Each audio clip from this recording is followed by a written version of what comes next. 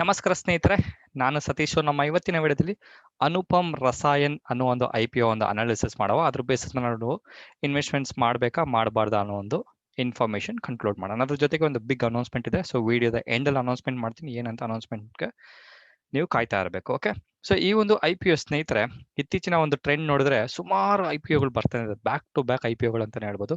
So ಈ ಎಲ್ಲ IPOಗಳು IPO listing ಟೈಮಲ್ಲಿ ಏನಕ್ಕೆ ಒಂದು ಪ್ರಾಫಿಟ್ ಆಗುತ್ತೆ ಅಂತ ನಿಮ್ಗೊಂದು ಕ್ಲೂ ಕೊಟ್ಬಿಡ್ತೀನಿ. ಅಂತ ಏನಂತ ಹೇಳಿದ್ರೆ, ಈ ವರ್ಕ್ ಫ್ರಮ್ ಹೋಮ್ ಆದ್ಮೇಲೆ ಸುಮಾರು ಜನಕ್ಕೆ, ಎಸ್ಪೆಷಲಿ ಸ್ಯಾಲರೈಸ್ಡ್ ಎಂಪ್ಲಾಯ್ ಅಥವಾ ಸ್ಯಾಲ್ರಿಗೋಸ್ಕರ ಯಾರು ಕೆಲಸ ಮಾಡ್ತಾರಲ್ಲ, ಅವರು ಏನೊಂದು ಎಕ್ಸ್ಟ್ರಾ ಅಡಿಷನ್ ಅಮೌಂಟ್ನ ಸೇವ್ ಮಾಡಿದ್ರು, ಆ ಒಂದು ಅಮೌಂಟ್ನ ಇನ್ವೆಸ್ಟ್ಮೆಂಟ್ಸ್ ಮಾಡಿ ಎಲ್ಲಾದ್ರೂ ಒಂದು ಪ್ರಾಫಿಟ್ ಮಾಡುವ ಅಂತ ಒಂದು ಡಿಸಿಷನ್ ಮಾಡೋ ಟೈಮಲ್ಲಿ ಅವ್ರಿಗೆ ಮೊದಲನೇ ಸಲ ಒಂದು ತಲೆಗೆ ಬಂದಿದೆ ಏನಂತ ಹೇಳಿದ್ರೆ ಸ್ಟಾಕ್ ಮಾರ್ಕೆಟ್. ಸೊ ಆ ಒಂದು ಸ್ಟಾಕ್ ಮಾರ್ಕೆಟಲ್ಲಿ ಫಸ್ಟ್ ಅವ್ರ ತಲೆಗೆ ಬಂದಿದೆ ಅಂತ ಹೇಳಿದ್ರೆ IPO ನ ಒಂದು ಟ್ರೆಂಡ್. ಸೊ ಆ ಬೇಸಿಸ್ ಮೇಲೆ ಸುಮಾರು IPOಗಳು ಬ್ಯಾಕ್ ಟು ಬ್ಯಾಕ್ ಒಂದು ಹಿಟ್ ಆಯಿತು. ಅದ್ರ ಜೊತೆಗೆ ಹಿಟ್ ಆದ ನಂತರದ ಸೆಷನ್ಗಳಲ್ಲಿ ಕಂಪ್ಲೀಟ್ ಒಂದು ಡ್ರಾಪ್ ಆಯಿತು ಅನ್ನೋ ಒಂದು, ಅಥವಾ ಪ್ರೈಸ್ ಡಿಪ್ ಆಯಿತು ಅಂತ ಒಂದು ಸಿಚುವೇಶನ್ ನೋಡ್ಬೋದು. ಇದು ಏನಕ್ಕೆ ಹೇಳಿದೆ ಅಂತ ಸಹ ನನಗೆ ನಿಮಗೆ ಕನ್ಕ್ಲೂಷನ್ ಅಲ್ಲಿ ಹೇಳ್ತೀನಿ. ಓಕೆ, ಈ ಒಂದು ಅನುಪಮ್ ರಸಾಯನ್ ಅನ್ನೋ ಒಂದು ಕಂಪನಿ ಸ್ನೇಹಿತರೆ ಸ್ಟಾರ್ಟ್ ಆಗಿದ್ದು 1984. ಅದ್ರ ಜೊತೆಗೆ ಈ ಕಂಪನಿಯ ಒಂದು ಬಿಸ್ನೆಸ್ ನೋಡಿದ್ರೆ, ಇವ್ರು ಬಂದು ಕಸ್ಟಮ್ ಸಿಂಥಸಿಸ್, ಅದ್ರ ಜೊತೆಗೆ ಮ್ಯಾನುಫ್ಯಾಕ್ಚರಿಂಗ್ ಆಫ್ ಸ್ಪೆಷಾಲಿಟಿ ಕೆಮಿಕಲ್ಸ್ ಅನ್ನೋ ಒಂದು ಇಂಡಸ್ಟ್ರಿಯಲ್ಲಿ ಆಪರೇಟ್ ಮಾಡ್ತಿದ್ದಾರೆ.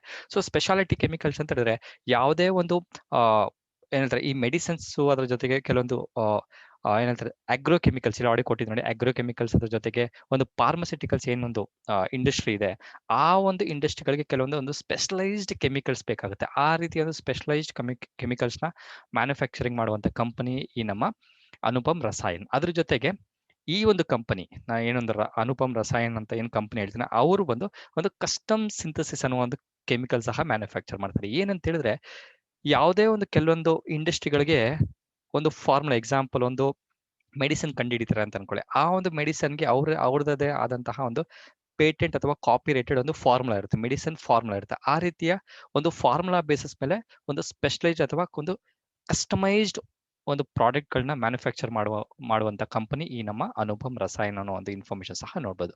ಅದ್ರ ಜೊತೆಗೆ ಈ ಒಂದು ಕಂಪನಿಯ ಒಂದು ಬಿಸ್ನೆಸ್ ವರ್ಟಿಕಲ್, ನಾನು ಇಂಡಸ್ಟ್ರಿ ಹೇಳಿದೆ ಯಾವ ರೀತಿ ಇಂಡಸ್ಟ್ರಿಯಲ್ಲಿ ವರ್ಕ್ ಆಗುತ್ತೆ ಅಂತ, ಆ ಒಂದು ಪರ್ಟಿಕ್ಯುಲರ್ ಇಂಡಸ್ಟ್ರಿಯಲ್ಲಿ ಈ ಒಂದು ಅನುಪಮ್ ರಸಾಯನ್ ಅನ್ನುವ ಕಂಪನಿ ಬಂದು 2 ಬಿಸ್ನೆಸ್ ವರ್ಟಿಕಲ್ ಅಲ್ಲಿ ಆಪರೇಟ್ ಮಾಡುತ್ತೆ. ಅದ್ರ ಬಂದು life science related speciality chemicals. ಏನ್ ಲೈಫ್ ಸೈನ್ಸ್ ಅಂತ ಹೇಳಿದ್ರೆ, ಈ ಒಂದು ಹ್ಯೂಮನ್ ಬೀಯಿಂಗ್ಸ್, ಅದ್ರ ಜೊತೆಗೆ ಒಂದು ಲಿವಿಂಗ್ ಬೀಯಿಂಗ್ಸ್ ಅಂತ ಕರೀತಾರೆ. ಎಕ್ಸಾಂಪಲ್ ಈ ಪ್ರಾಣಿಗಳು ಆಗಿರ್ಬೋದು, ಪಕ್ಷಿಗಳಾಗಿರ್ಬೋದು, ಈ ರೀತಿಯ ಒಂದು ಲಿವಿಂಗ್ ಬೀಯಿಂಗ್ಸ್ಗೆ ಕೊಡುವಂತ ಕೆಲವೊಂದು ಮೆಡಿಸಿನ್ಸ್ ಏನಿದೆ, ಆ ಒಂದು ಮೆಡಿಸಿನ್ಸ್ಗಳಿಗೆ ಈ ಸ್ಪೆಷಾಲಿಟಿ ಕೆಮಿಕಲ್ಸ್ನ ಪ್ರೊಡ್ಯೂಸ್ ಮಾಡ್ತಾರೆ ಈ ನಮ್ಮ ಅನುಪಮ್ ರಸಾಯನ್. ಅದ್ರ ಜೊತೆಗೆ ಈ ಒಂದು ಲೈಫ್ ಸೈನ್ಸ್ ಎಲ್ಲೆಲ್ಲಿ ಒಂದು ಕೆಮಿಕಲ್ಸ್ನ ಇವ್ರು ಸಪ್ಲೈ ಮಾಡ್ತಾರೆ ಅಂತ ಹೇಳಿದ್ರೆ, ಅಗ್ರಿಕಲ್ಚರ್ ರಿಲೇಟೆಡ್ ಅಗ್ರಿ ಕೆಮಿಕಲ್ಸ್ ಅಂತ ಕರೀತಾರೆ. ಅದ್ರ ಜೊತೆಗೆ ಪರ್ಸನಲ್ ಕೇರ್, ನೀವು ಒಂದು ಫೇಶಿಯಲ್ ಕ್ರೀಮ್ ಆಗಿರ್ಬೋದು, ಅದ್ರ ಜೊತೆಗೆ ಒಂದು ಬೇರೆ ರೀತಿಯ ಒಂದು ಸ್ಕಿನ್ ಮೆಡಿಸಿನ್ಸ್ ಅಥವಾ ಸ್ಕಿನ್ ಒಂದು ಕ್ರೀಮ್ಗಳೇನಿರುತ್ತೆ, ಆ ರೀತಿ ಒಂದು ಪರ್ಸನಲೈಸ್ಡ್ ಅಥವಾ ಪರ್ಸನಲ್ ಕೇರ್ ಅನ್ನೋ ಒಂದು ಪ್ರಾಡಕ್ಟ್ಸ್ಗಳು ಇವ್ರು ಸಪ್ಲೈ ಮಾಡ್ತಾರೆ. ಅದ್ರ ಜೊತೆಗೆ ಫಾರ್ಮಸ್ಯೂಟಿಕಲ್ಸ್ ಅಂದ್ರೆ ಆಬ್ವಿಯಸ್ಲಿ ನಿಮ್ಗೆ ಗೊತ್ತು, ಇಟ್ ಇಸ್ ಪ್ಯೂರ್ಲಿ ಮೆಡಿಸಿನ್ ಅಂತ ಹೇಳ್ಬೋದು. ಈ ರೀತಿಯ ಒಂದು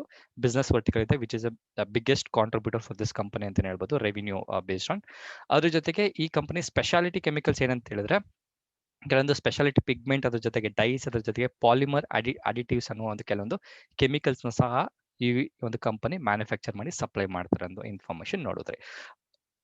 ಇದರ ಜೊತೆಗೆ ಈ ಒಂದು ಕಂಪನಿ ಬೇಸಿಕಲಿ ಗುಜರಾತ್ ಅಲ್ಲಿ ಒಂದು 6 ಮ್ಯಾನುಫ್ಯಾಕ್ಚರಿಂಗ್ ಸೈಟ್ಸ್ ಇದೆ. ಸೊ ಬೇಸಿಕಲಿ ಗುಜರಾತ್ ಅಲ್ಲೇ ಮ್ಯಾನುಫ್ಯಾಕ್ಚರ್ ಮಾಡಿ ಬೇರೆ ಬೇರೆ ಪಾರ್ಟ್ ಆಫ್ ದ ಕಂಟ್ರಿಗಳಿಗೆ, ಅದ್ರ ಜೊತೆಗೆ ಬೇರೆ ಕಂಟ್ರಿಗಳಿಗೆ ಸಪ್ಲೈ ಮಾಡುವಂತ ಒಂದು ಬಿಸ್ನೆಸ್ ಅನಾಲಿಸಿಸ್ ಸಹ ನಾವು ನೋಡಬಹುದು. ಅದ್ರ ಜೊತೆಗೆ ಈ ಕಂಪನಿ ಒಂದು ಬಿಗ್ಗೆಸ್ಟ್ ಸ್ಟ್ರೆಂತ್ ಏನಂತ ಹೇಳಿದ್ರೆ, ಲಾಂಗ್ ಟರ್ಮ್ ಕ್ಲೈಂಟ್ಸ್ ಇದಾವೆ. ಸೊ ಸಿಂಜೆಂಟಾ, ಅದ್ರ ಜೊತೆಗೆ ಸೊಮೆಟೊ ಕೆಮಿಕಲ್ಸ್, ಅದ್ರ ಜೊತೆಗೆ UPL ಅನ್ನೋ ಒಂದು ಕೆಲವೊಂದು ಬಿಗ್ ಕ್ಲೈಂಟ್ ಬೇಸ್ ಸುಮಾರು ವರ್ಷದಿಂದ ಈ ಒಂದು ಕಂಪನಿ ಜೊತೆಗೆ ಒಂದು ಗುಡ್ ಬಾಂಡಿಂಗ್ ಇಟ್ಕೊಂಡಿರೋದ್ರಿಂದ ಅವರ ಅಥವಾ ಈ ಒಂದು ಅನುಪಮ್ ರಸಾಯನ್ ಅನ್ನ ಒಂದು ಬಿಗ್ ಏನಂತಾರೆ ಒಂದು ಕ್ಲೈಂಟ್ ಬೇಸ್ ಫಾರಿನ್ ಅಲ್ಲಿ ಇದೆ ಅಂತ ನಾವು ನೋಡ್ಬೋದು. ಅದ್ರ ಜೊತೆಗೆ ಈ ಒಂದು ಕಂಪನಿ ಇವರ ಒಂದು ಕೆಮಿಕಲ್ಸು, ಏನ್ ಕೆಮಿಕಲ್ಸ್ ಹೇಳಿದ್ರಲ್ಲ, ಸೊ ಕಸ್ಟಮ್ ಸಿಂಥಸಿಸ್ ಮತ್ತೆ ಸ್ಪೆಷಾಲಿಟಿ ಕೆಮಿಕಲ್ಸು ಇಂಡಿಯಾದ ಜೊತೆಗೆ ಯುನೈಟೆಡ್ ಸ್ಟೇಟ್ಸ್, ಯುರೋಪ್, ಅದ್ರ ಜೊತೆಗೆ ಜಾಪಾನ್ ಕಂಪನಿಗಳಲ್ಲಿ ಕೆಲವೊಂದು ಕ್ಲೈಂಟ್ ಬೇಸ್ ಇದೆ ಅಂತಾನೆ ಹೇಳ್ಬೋದು. ಇವರ ಮತ್ತೊಂದು ಒಂದು ಸ್ಟ್ರೆಂತ್ ಏನಂತ ಹೇಳಿದ್ರೆ, ಇವರ ಇನ್ ಹೌಸ್ R&D ಟೀಮ್ ಏನಿದೆ, ಆ ಒಂದು ಟೀಮು ಹೊಸ ಇನೋವೇಷನ್ಸ್ ಮಾಡೋದ್ರಿಂದ ಈ ಕಂಪನಿ ಮಾರ್ಕೆಟ್ ಅಲ್ಲಿ ಒಂದು ಸರ್ವೈವ್ ಆಗುವಂತ ಒಂದು ಚಾನ್ಸಸ್ ಹೆಚ್ಚಿಗೆ ಇದೆ ಅಂತ ಹೇಳ್ಬೋದು. ಡೈವರ್ಸಿಫೈಡ್ ಮತ್ತೆ ಕಸ್ಟಮ್ ಕಸ್ಟಮೈಸ್ಡ್ ಪ್ರಾಡಕ್ಟ್ ಪೋರ್ಟ್ಫೋಲಿಯೋ ಇರೋದ್ರಿಂದ ಈ ಕಂಪನಿಗೆ ಯಾವುದೇ ರೀತಿ ಒಂದು ಹೊಸ ಒಂದು ಫಾರ್ಮುಲಾ, ಅದ್ರ ಜೊತೆಗೆ ಯಾವುದೇ ರೀತಿ ಎಕ್ಸಾಂಪಲ್ ಕೊರೋನಾ ಬಂತು ಅಂತ ಅನ್ಕೊಳ್ಳಿ. ಕೊರೋನಾ ಒಂದು ಮೆಡಿಸಿನ್ ಬೇಕು, ಆ ಮೆಡಿಸಿನ್ ಒಂದು ಕಾಪಿರೇಟೆಡ್ ಅಥವಾ ಪೇಟೆಂಟೆಡ್ ಒಂದು ಫಾರ್ಮುಲಾ ಇದೆ ಅಂದ್ರೆ ಆ ರೀತಿ ಒಂದು ಸ್ಪೆಷಲೈಸ್ಡ್ ಅದ್ರ ಜೊತೆ ಕಸ್ಟಮೈಸ್ಡ್ ಪ್ರಾಡಕ್ಟ್ ಬಿಲ್ಡ್ ಮಾಡ್ಕೊಡುವಂತ ಒಂದು ಸ್ಟ್ರೆಂತ್ ಈ ಕಂಪನಿಗಿದೆ ಅಂತ ಹೇಳ್ಬೋದು.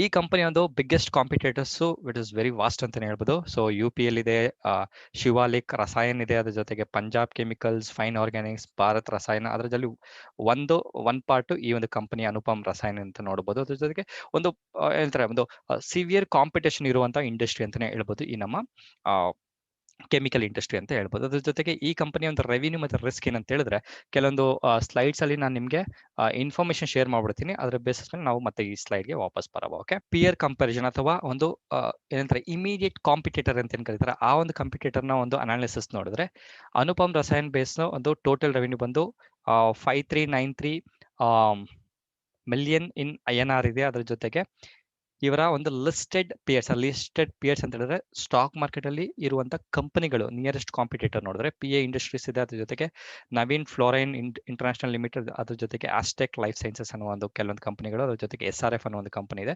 ಸೊ ಓವರ್ ಆಲ್ ನೋಡಿದ್ರೆ ಈ ಒಂದು ಅನುಪಮ್ ರಸಾಯನ್ ಮತ್ತೆ which is a very small company ಅಂತಾನೆ ಹೇಳ್ಬೋದು. ಅದ್ರ ಜೊತೆಗೆ EPS ಆಗಿರ್ಬೋದು, ಅದ್ರ ಜೊತೆಗೆ ರಿಟರ್ನ್ ಆನ್ ನೆಟ್ವರ್ತ್ ಇದೆಲ್ಲ ಕಂಪ್ಯಾರಿಸನ್ ಮಾಡಿದ್ರೆ ಈ company it's not A market leader ಅಥವಾ ಟಾಪ್ 2-3 ಒಂದು ಕೆಟಗರಿಯಲ್ಲಿ ಇಲ್ಲ ಅಂತಾನೆ ನೋಡ್ಬೋದು.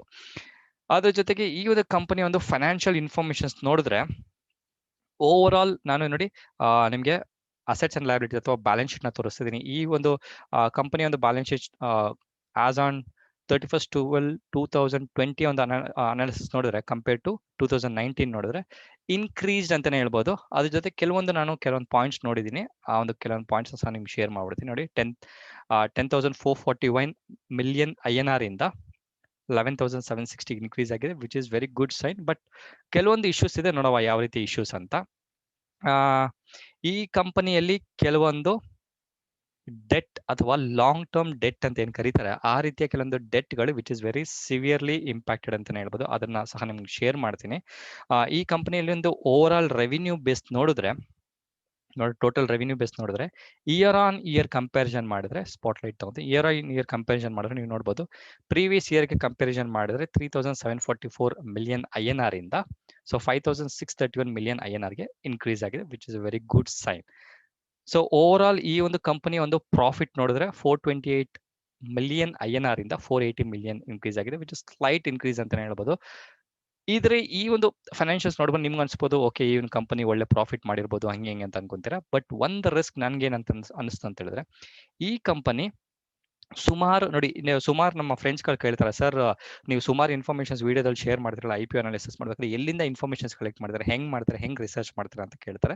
ನನಗೆ ಬೇಸಿಕಲಿ ಬೇಕಾಗಿರೋದು ಆ ಕಂಪನಿಯ ಒಂದು ಪ್ರಾಸ್ಪೆಕ್ಟಸ್ ನಾನು ಸೆಬಿ ವೆಬ್ಸೈಟ್ ಇಂದ ಡೌನ್ಲೋಡ್ ಮಾಡ್ತೀನಿ. ಅದ್ರ ಜೊತೆಗೆ ಗೂಗಲ್ ಪ್ಲಸ್ ಆ ಒಂದು ಕಂಪನಿಯ ವೆಬ್ಸೈಟ್ ಅಲ್ಲಿ ಕೆಲವೊಂದು ರಿಸರ್ಚ್ ಮಾಡಿ ಈ ಒಂದು ವಿಡಿಯೋನ ಮಾಡಕ್ಕೆ ನಾನು ಪ್ರಯತ್ನ ಮಾಡಿದ್ದೇನೆ. ಸೊ ಆಲ್ಮೋಸ್ಟ್ ಒಂದು 2 to 3 hours ಒಂದು ಟೈಮ್ ತಗೊಳುತ್ತೆ. ಓಕೆ, ಸೊ ಈ ಕಂಪನಿ ಒಂದು ನೋಡಿದ್ರೆ ಸುಮಾರು ಒಂದು ಲೋನ್ಸ್ಗಳ ಮೇಲೆ ಡಿಪೆಂಡ್ ಆಗಿರೋದ್ರಿಂದ ಈ ಕಂಪನಿ ಹೆವಿ ಇಂಟ್ರೆಸ್ಟ್ ಪೇ ಮಾಡುತ್ತೆ. ಅದುವೇ ಒಂದು ಬಿಗ್ಗೆಸ್ಟ್ ಒಂದು ಪ್ರಾಬ್ಲಮ್ ಅಂತಾನೆ ಹೇಳ್ಬೋದು. ನೋಡ್ಬೋದು ನೀವು 2015 ಇಂದ ನಾವು ಟ್ರೆಂಡ್ ನೋಡ್ಬೋದು, ಈಚ್ ಅಂಡ್ ಎವ್ರಿಥಿಂಗ್ಗೆ ಅವರು ಟರ್ಮ್ ಲೋನ್ ಅಪ್ಲಿಕೇಬಲ್ ಮಾಡ್ತಾರೆ. ಅದ್ರ ಜೊತೆಗೆ ನೀವು ಓವರ್ ಆಲ್ ಈ ಒಂದು ಯಾವ ಲೆಂಡರ್ ಅಲ್ಲಿ ಒಂದು ಲೋನ್ ತಗೊಂಡಿದ್ದಾರೆ ಅಂತ ನೋಡಿದ್ರೆ ಆಲ್ಮೋಸ್ಟ್ ಒಂದು ಸುಮಾರು ಬ್ಯಾಂಕ್ಗಳಲ್ಲಿ ಒಂದು ಲೋನ್ ತಗೊಂಡಿರೋದ್ರಿಂದ ಸ್ವಲ್ಪ ಒಂದು ರಿಸ್ಕಿ ಟ್ರೆಂಡ್ ಅಂತಾನೆ ಹೇಳ್ಬೋದು ಈ ಲೋನ್ಗೆ ಕಂಪ್ಯಾರಿಸನ್ ಮಾಡಿದ್ರೆ. ಓಕೆ,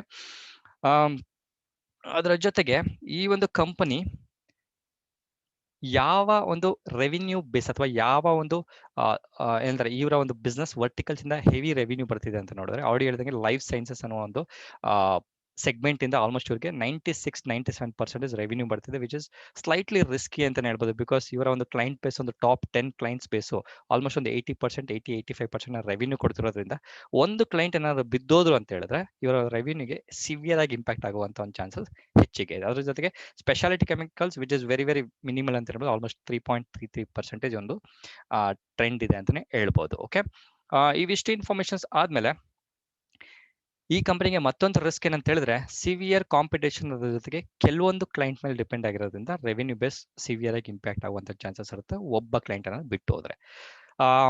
ಅದರ ಜೊತೆಗೆ ಈ ಕಂಪನಿ ಯಾವ ಇಂಡಸ್ಟ್ರಿ ಒಂದು ಆಪರೇಟ್ ಮಾಡ್ತಿದೆ ಆ ಒಂದು ಇಂಡಸ್ಟ್ರಿ ಸಿವಿಯರ್ ಅಥವಾ ಒಂದು ಮಲ್ಟಿಪಲ್ ರೆಗ್ಯುಲೇಷನ್ಸ್ ಅಥವಾ ಒಂದು government rules and regulations policies ಇರೋದ್ರಿಂದ ಈ ಒಂದು ಕಂಪನಿ ಅವರ ಒಂದು ಕೆಮಿಕಲ್ಸ್ ಅದರ ಜೊತೆಗೆ ಒಂದು ಕೆಲವೊಂದು ಪ್ರಾಡಕ್ಟ್ಸ್ ಬೇರೆ ಕಂಟ್ರಿಗೆ ಏನಾದರೂ ಎಕ್ಸ್ಪೋರ್ಟ್ ಮಾಡ್ಬೇಕಂದ್ರೆ ಆ ಒಂದು ಕಂಟ್ರಿ ಒಂದು ರೆಸ್ಟ್ರಿಕ್ಷನ್ಸ್ ರೂಲ್ಸ್ ನ ಫಾಲೋ ಮಾಡಿದ್ಮೇಲೆ ಮಾತ್ರ ಒಂದು ಸಪ್ಲೈ ಮಾಡೋಕ್ಕಾಗುತ್ತೆ, which is very multiple countries ಆಗಿರೋ ಆಬ್ವಿಯಸ್ಲಿ ಮಲ್ಟಿಪಲ್ ರೂಲ್ಸ್ ಇರುತ್ತೆ. ಆ ರೀತಿ ಕೆಲವೊಂದು ರೆಸ್ಟ್ರಿಕ್ಷನ್ಸ್ ಇರೋದ್ರಿಂದ ಈ ಕಂಪನಿಗೆ ಸ್ವಲ್ಪ ರೆಸ್ಟ್ರಿಕ್ಷನ್ಸ್ ಸ್ವಲ್ಪ ಜಾಸ್ತಿ ಇದೆ ಅಂತ ಹೇಳ್ಬೋದು ಇವರ ಒಂದು ಇಂಡಸ್ಟ್ರಿಯಲ್ಲಿ. ಓಕೆ, ಈ ಕಂಪನಿ IPOಗೆ ಬರ್ತಿರೋಂಥ ರೀಸನ್ ಬಂದು 2 ರೀಸನ್ ನಾನು ಆಡಿ ನಿಮ್ಗೊಂದು ಕ್ಲೂ ಕೊಟ್ಟಿದ್ದೀನಿ. To make prepayment repayment of companies indebtedness including accrued interest ಅಂತ ಹೇಳ್ತಿದ್ದಾರೆ. ಸೊ ಅಲ್ಲಿಗೆ ಏನರ್ಥ ಅಂತ ಹೇಳಿದ್ರೆ ಈ ಕಂಪನಿ ಏನ್ ಇಷ್ಟು ದಿನ ಆಪರೇಷನ್ ಮಾಡ್ತಿದ್ರು ಲೋನ್ಗಳನ್ನ ತಗೊಂಡು ಆ ಲೋನ್ ನಲ್ಲಿ ಏನಂತಾರೆ ಬಡ್ಡಿ ಚಕ್ರ ಬಡ್ಡಿ ಏನ್ ಬೆಳೆದಿದೆ ಅದನ್ನ ತೀರ್ಸೋದಕ್ಕೋಸ್ಕರ ಇವರು ಸ್ಟಾಕ್ ಮಾರ್ಕೆಟ್ಗೆ ಬರ್ತಿದ್ದಾರೆ ಅಂತ ಒಂದು ಕ್ಲೂ ಒಂದು ಏನಂತಾರೆ ಒಂದು ಇನ್ಫಾರ್ಮೇಶನ್ ಕೊಟ್ಟಿದ್ದಾರೆ, which is not a good sign ಅಂತಾನೆ ಹೇಳ್ಬೋದು ಸ್ನೇಹಿತರೆ. ಓಕೆ, ಅದ್ರ ಜೊತೆಗೆ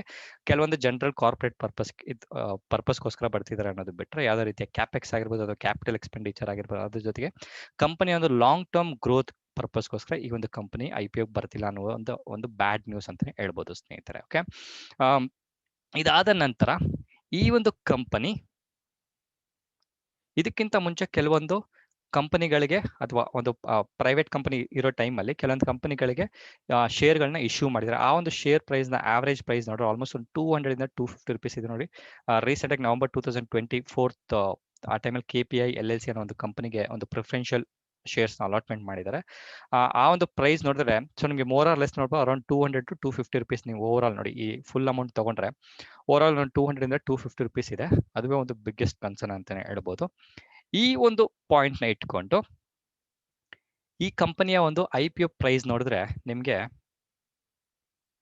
553 ಇಂದ 555 ಇದೆ, which is a biggest concern ಅಂತ ನನ್ನ ಒಂದು ಕನ್ಕ್ಲೂಷನ್ ಸ್ನೇಹಿತರೆ. ಯಾಕಂತ ಹೇಳಿದ್ರೆ ನಾನು ನಿಮಗೆ ಒಂದು ಬಿಗಿನಿಂಗ್ ಒಂದು ಪಾಯಿಂಟ್ ಹೇಳಿ ಏನಂತ ಹೇಳಿದ್ರೆ ಇತ್ತೀಚೆಗೆ ಸುಮಾರು ಜನ ವರ್ಕ್ ಫ್ರಮ್ ಹೋಮ್ ಮಾಡಿರೋದ್ರಿಂದ ಇರುವಂತಹ ಒಂದು ಎಕ್ಸ್ಟ್ರಾ ಸೇವಿಂಗ್ ನ ಇನ್ವೆಸ್ಟ್ಮೆಂಟ್ಸ್ ಮಾಡಬೇಕು ಅಂತ ಅನ್ಕೊಂತಾರೆ. ಬಟ್ ಅವರ ಒಂದು ವೀಕ್ನೆಸ್ ಆಬ್ವಿಯಸ್ಲಿ ಅವರ ಅದೊಂದು ವೀಕ್ನೆಸ್ ಅಲ್ವಾ. ಸೊ ಹಣ ಇದೆ ಅದನ್ನ ಇನ್ವೆಸ್ಟ್ಮೆಂಟ್ ಮಾಡಿ ನಾನು ಡಬಲ್ ಟ್ರಿಪಲ್ ಮಾಡ್ಬೇಕಂತ ಅನ್ಕೊಂತಾರೆ. ಆ ಒಂದು ಸೆಂಟಿಮೆಂಟ್ ನ ಇಟ್ಕೊಂಡು ಈ ಕಂಪನಿ ಇತ್ತೀಚಿನ ಒಂದು ಪ್ರಾಬ್ಲಿ 6 ಮಂತ್ ನವೆಂಬರ್ ಅಂದ್ರೆ ಎಷ್ಟು ಆಲ್ಮೋಸ್ಟ್ ಒಂದು 6-7 ಮಂತ್ಸ್ ಬ್ಯಾಕ್ ಒಂದು ಏನು ಇಶ್ಯೂ ಮಾಡಿದ್ದಾರೆ ಅರೌಂಡ್ 200-250 ಪ್ರೈಸ್ ನ.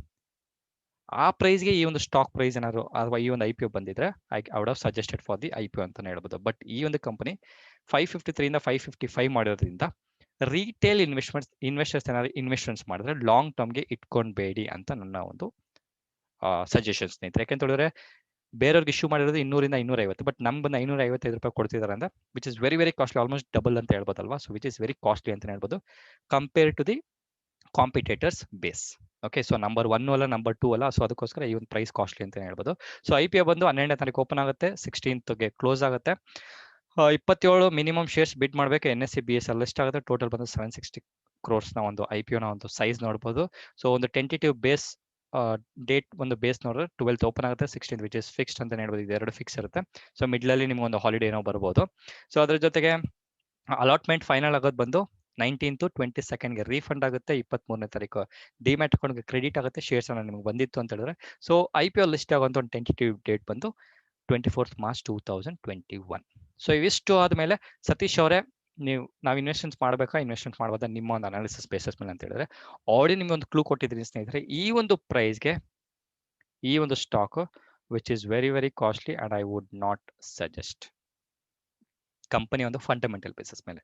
ಸೊ ಇತ್ತೀಚಿನ ಒಂದು IPO ಟ್ರೆಂಡ್ ನಾನು ನಿಮ್ಗೆ ಒಂದು ಆಲ್ರೆಡಿ ಬಿಗಿನಿಂಗ್ ಹೇಳಿದೆ. ಸೊ ಒಂದು ಕ್ಲೂ ಕೊಡ್ತೀನಿ ಅಂತ. ಸೊ ಇತ್ತೀಚಿನ ಒಂದು IPO ಟ್ರೆಂಡ್ ನೋಡಿದ್ರೆ ಸ್ನೇಹಿತರೆ IPO ಅಪ್ಲೈ ಮಾಡಿದ್ರೆ ನಿಮ್ಮ ರಿಸ್ಕ್ ತಗೊಂಡು IPO ದಿವಸನೇ ಈ ಒಂದು ಸ್ಟಾಕ್ ನ ನೀವು ಸೆಲ್ ಮಾಡಿದ್ರೆ ಒಂದು 20 to 30% ಪ್ರಾಫಿಟ್ ಅಲ್ಲಿ ಮಾಡುವಂತ ಒಂದು ಚಾನ್ಸಸ್ ಇದೆ based on the current IPO trend. ಅದು ಅಷ್ಟು ಬಿಟ್ರೆ ಈ ಕಂಪನಿ ಬೇಸಿಸ್ ಮೇಲೆ ನೀವು ಪ್ರಾಫಿಟ್ ಲಾಂಗ್ ಟರ್ಮ್ ಅಲ್ಲಿ ಮಾಡೋದು ತುಂಬಾ ಕಷ್ಟ ಇದೆ. ನೀವೇನಾದ್ರು ಲಾಂಗ್ ಟರ್ಮ್ ಇನ್ವೆಸ್ಟ್ಮೆಂಟ್ಸ್ ಏನಾದ್ರು ಮಾಡಿದ್ರೆ IPO ಲಿಸ್ಟ್ ಆದ್ಮೇಲೆ ಈ ಒಂದು ಸ್ಟಾಕ್ ಪ್ರೈಸ್ ಅನ್ನ ಡಿಪ್ ಆಯ್ತು ಅಂತ ಹೇಳಿದ್ರೆ 200 ಇಂದ 300 ರೂಪಾಯಿನ ಪ್ರೈಸ್ ಬಂತು ಅಂದ್ರೆ ನೀವು ಇನ್ವೆಸ್ಟ್ಮೆಂಟ್ಸ್ ಲಾಂಗ್ ಟರ್ಮ್ಗೆ ಮಾಡಬಹುದು ಅಂತ ನನ್ನ ಒಂದು ಸಜೆಷನ್. ಇವಿಷ್ಟು ಆದ್ಮೇಲೆ ಸತೀಶ್ ಅವರೇ ಏನೋ ಒಂದು ಅನೌನ್ಸ್ಮೆಂಟ್ಸ್ ಇದೆ ಅಂತ ಹೇಳಿದ್ರೆ ಏನಂತ ಕೇಳಿದ್ರೆ ನನ್ನ ಒಂದು ಕೋರ್ಸ್ ನ ಪ್ರೈಸ್ ಡ್ರಾಸ್ಟಿಕಲಿ ರಿಡಕ್ಷನ್ ಮಾಡಿದ್ದೀನಿ ಸ್ನೇಹಿತರೆ. ಸೊ 4500 ರೂಪೀಸ್ ಇದ್ದಂತ ಒಂದು ಪ್ರೈಸ್ 2300 ಮಾಡಿದೆ. ಒಳ್ಳೆ ರೆಸ್ಪಾನ್ಸ್ ಬಂತು. ಅದ್ರ ಜೊತೆಗೆ ಕೆಲವೊಬ್ರು ಹೇಳಿದ್ರು, ಸರ್ ನಾನು ವರ್ಕ್ ಹೋಗ್ತಿಲ್ಲ, ನಾನು ಸ್ಟೂಡೆಂಟ್ ಆಗಿದ್ದೀನಿ, ಅದ್ರ ಜೊತೆಗೆ ಒಂದು ಸಣ್ಣ ಪುಟ್ಟ ಕೆಲಸ ಮಾಡ್ತಿದ್ದೀನಿ, ಹೌಸ್ ವೈಫ್ ಆಗಿದ್ದೀನಿ, ಸೊ ಪ್ರೈಸ್ ಕಡಿಮೆ ಮಾಡಿ ಸರ್ ಅಂತ ಸುಮಾರು ಜನ ರಿಕ್ವೆಸ್ಟ್ ಮಾಡ್ಕೊಂಡು ಅದರ ಒಂದು ಸಲುವಾಗಿ ಸೊ ಫೈನಲ್ ಪ್ರೈಸ್ ಒಂದು ಡಿಸೈಡ್ ಮಾಡಿದ್ದೀನಿ. ಈ ಒಂದು ಕೋರ್ಸ್ನ ಪ್ರೈಸ್ ಬಂದು 749. ಸೊ ಅದಕ್ಕೆ ಒಂದೇ ಒಂದು ಕಂಡೀಷನ್ ಏನಂತ ಹೇಳಿದ್ರೆ, ನನ್ನ ರೆಫರೆನ್ಸ್ ಇಂದ ನೀವು ಅಪ್ಸ್ಟಾಕ್ ಮತ್ತು ಏಂಜಲ್, ಸೊ ಎರಡೇ, ಸೊ ಅಪ್ಸ್ಟಾಕ್ ಮತ್ತೆ ಏಂಜಲ್ ನಮ್ಮ ಬ್ರೋಕರ್ಸ್ ಏನಿದ್ರೆ ಅವರ ಒಂದು ಅಕೌಂಟ್ನ ನಮ್ಮ ರೆಫರೆನ್ಸ್ ಮುಖಾಂತರ ನೀವು ಅಕೌಂಟ್ ಓಪನ್ ಮಾಡಿದ್ರೆ 749ಗೆ ಈ ಒಂದು ಕೋರ್ಸ್ನ ನೀವು ಬೈ ಮಾಡಿ ಯೂಸ್ ಮಾಡ್ಕೊಂಡು ಕಲಿಬಹುದು. ಸೊ ಇಲ್ಲ ಸರ್ ನನ್ನ ಹತ್ರ ಆಡಿ ಅಕೌಂಟ್ ಇದೆ, ನಾವು ಡೈರೆಕ್ಟ್ ಆಗಿ ಬೈ ಮಾಡಬೇಕು ಹೆಂಗೆ ಅಂತ ಹೇಳಿದ್ರೆ, ಈ ಒಂದು ಕೋರ್ಸ್ನ ಪ್ರೈಸ್ ಬಂದು 999ಗೆ ಆಗುತ್ತೆ ವಿತೌಟ್ ಎನಿ ಕಂಡೀಷನ್ಸ್. ಇವಿಷ್ಟು ಇನ್ಫಾರ್ಮೇಶನ್ಸ್ ಹೇಳ್ತಾ ಇದ್ದೀನಿ ಸ್ನೇಹಿತರೆ. ಸೊ ನಿಮ್ಗೆ ಏನಾದ್ರು ಈ ಒಂದು ಕೋರ್ಸ್ ಹೆಲ್ಪ್ ಆಗುತ್ತೆ, ಕಲಿಬೇಕು, ನೆನ್ಪಿಟ್ಕೊಳ್ಳಿ, ಸ್ಟಾಕ್ ಮಾರ್ಕೆಟ್ ಅಲ್ಲಿ ನಾನು ನಿಮ್ಗೆ ಸುಮಾರು ಸಲ ಹೇಳೋದಂದ್ರೆ ಕಲೀರಿ ಅಂತ ಹೇಳ್ತೀನಿ. ಕಲಿಬೇಕು, ಪೇಷನ್ಸ್ ಆಗಿ ನೀವು ಸ್ಟಾಕ್ ಮಾರ್ಕೆಟ್ ಅಲ್ಲಿ ಅರ್ನ್ ಮಾಡ್ಬೇಕಂದ್ರೆ ನೀವು ಕೋರ್ಸ್ನ ಬೈ ಮಾಡ್ಕೊಂಡು ಯುಟಿಲೈಸ್ ಮಾಡ್ಕೊಬಹುದು ಅಂತ ಹೇಳ್ತಾ ಮತ್ತೊಂದು ವಿಡಿಯೋದಲ್ಲಿ ಮೀಟ್ ಮಾಡಿರ್ತೀನಿ ಸ್ನೇಹಿತರೆ. ಸೊ ಇನ್ಫಾರ್ಮೇಶನ್ ಬೇರೆಯವ್ರಿಗೂ ಸಹ ಶೇರ್ ಮಾಡಿ ಅಂತ ಹೇಳ್ತಾ ಮುಂದಿನ ವಿಡಿಯೋದಲ್ಲಿ ಮೀಟ್ ಮಾಡಿದ್ರೆ ನಾನು ಸತೀಶ್, ನಮಸ್ಕಾರ.